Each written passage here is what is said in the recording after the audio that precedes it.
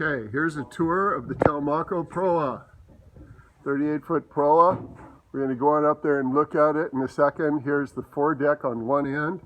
One end is surprisingly like the other end. That's a wet hatch right there, drains out the side.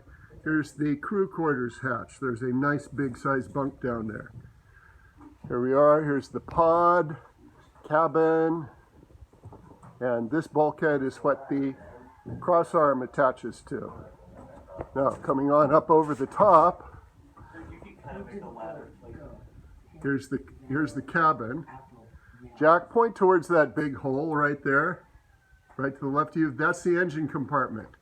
That big box up above it, Jack's going to point to it, is for charts, charge controllers, radios, stuff like that.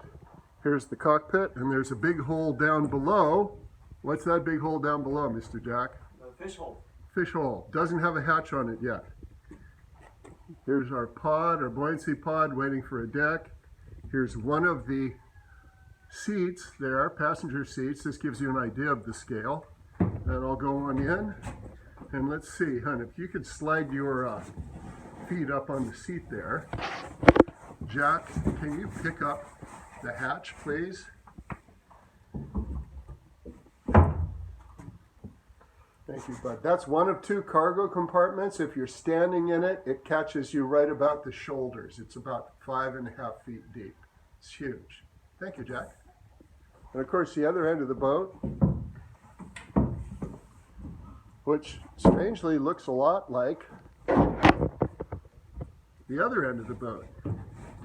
I'm sorry, I couldn't resist that.